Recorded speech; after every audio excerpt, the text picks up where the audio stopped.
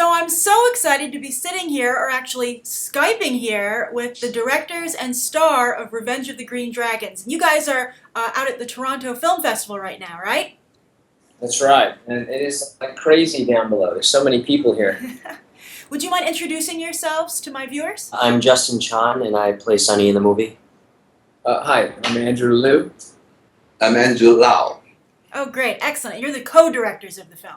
Yes. That's right. Well, this film, it details Chinese immigrants coming to America. And in some ways, Mr. Lau, you're coming to America as well.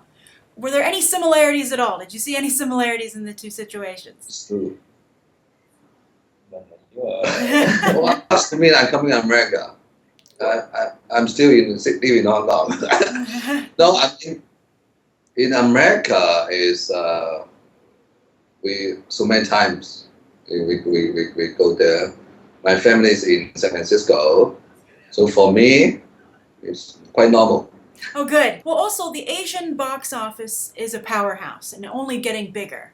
And Hollywood's taking notice. What do all of you think of the new opportunities that that's creating for integration between the two industries? I think the mainland Chinese box office is growing leaps and bounds, just like the mainland Chinese economy is growing leaps and bounds. Precious metals or clothing or luxury items or films, it's all, there's just an incredible amount of consumption that's just expanding every day there. So, as it relates to films, we hope there's an appetite for this film, worldwide, but we're not really sure if it's going to actually release in China. So, that's, Well, I know. just because it's just shipped there. Mm-hmm. Well, also, Justin, I've read that you've made quite an effort as someone who was born and raised in California to connect with your Asian heritage. How did it feel to play a character like this, going through this struggle of illegal immigration and gangs that so many Chinese immigrants are going through? It's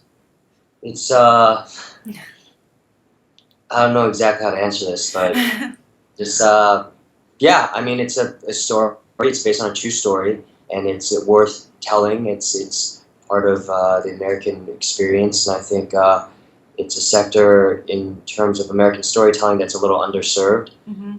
And I'm just really, happy to be a part of this project and a part of this to be able to tell the story. Also, I thought it was striking that how young the inductees are into the Green Dragons. How did you get such strong performances out of your young actors to do some of the things they're asked to do here? Well, those guys were real troopers. They came in, we were using a woman named Avi Kaufman who's our casting director. She's worked a lot with Ang Lee and all the big sort of names, James Cameron. And she brought these two kids in, and we thought that, they had a real spark to them. They were very different, and just like the roles of Sonny and Kevin, they're so personality-wise, so completely opposite. But these two young boys actually were very opposite as well, and it just sort of played in really nicely with the casting aspect. They were real troopers. The young boy Michael Fung, who plays little Steven, he's on the block of ice and he's getting punched. Yes.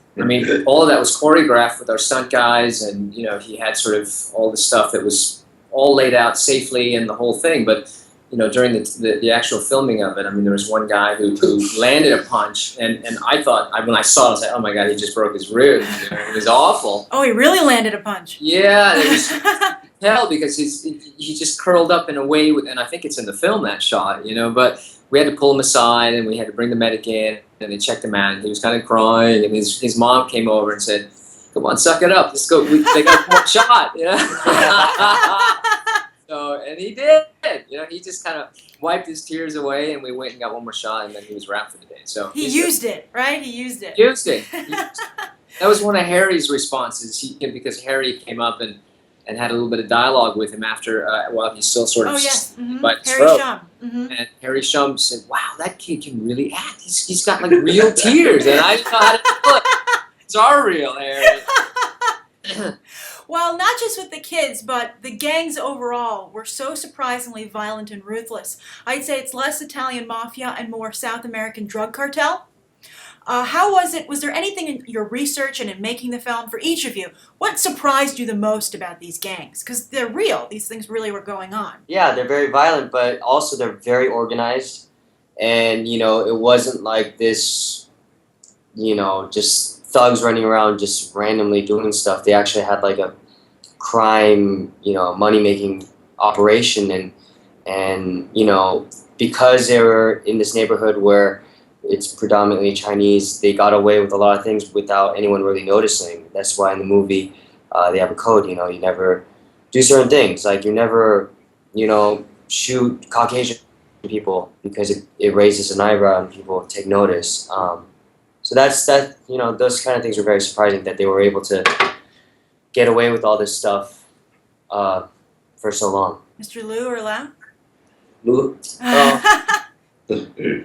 I mean, I think it's wow. There was just so much when you read the original material, and during doing the research, the transcripts for when they were in court, and just talking to the lead detective, and we actually met some of the original gangsters, and I mean, it's just the whole thing was fascinating. I think you mentioned the level of violence, and that's actually true. The lead detective, he actually transferred over from Little Italy, and he was used to sort of dealing with the gangs in Harlem, the gangs in Little Italy, and the first thing that he said that was just shocking him was the incredible level of violence. Mm-hmm. I mean, it was just like nothing they'd ever seen.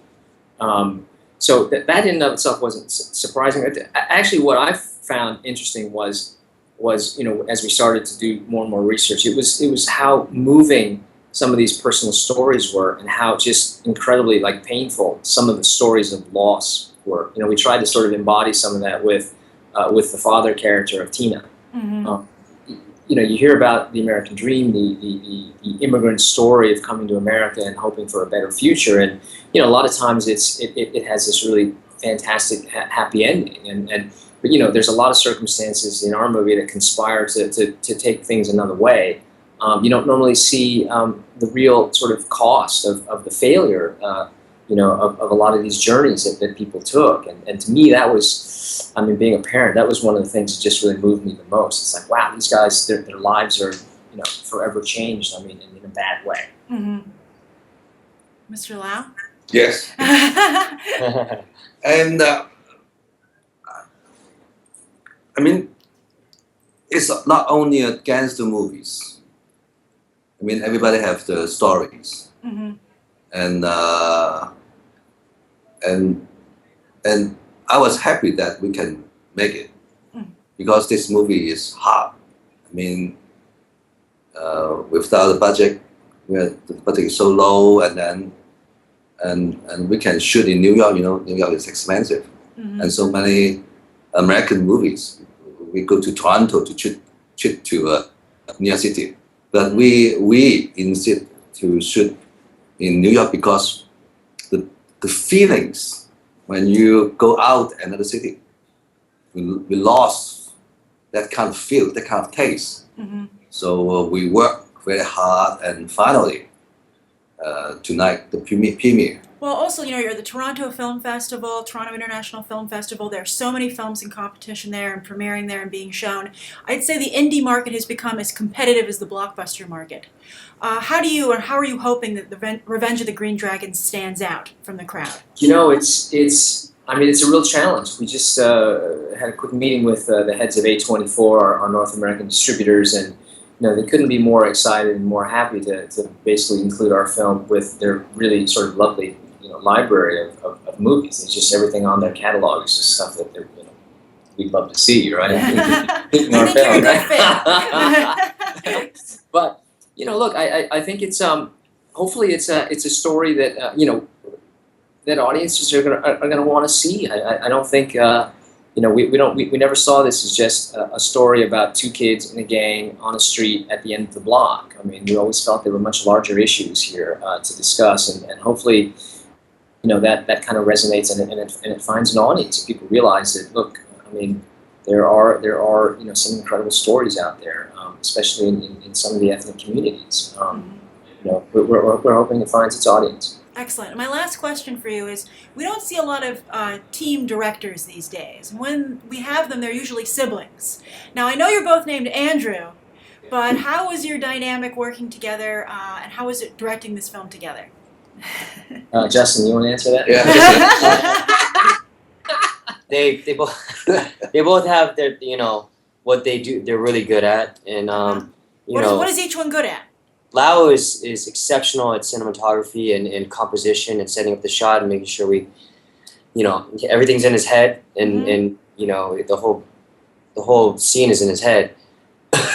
Lou is really great working with actors, talking to us, and if we have any problems with the dialogue or if something needs to be reworked, and we go to Lou for that. And then Lau will always chime in on certain things, and he operates a lot by how he feels, and if something rings false, he'll chime in and make a suggestion, and very seamless operation.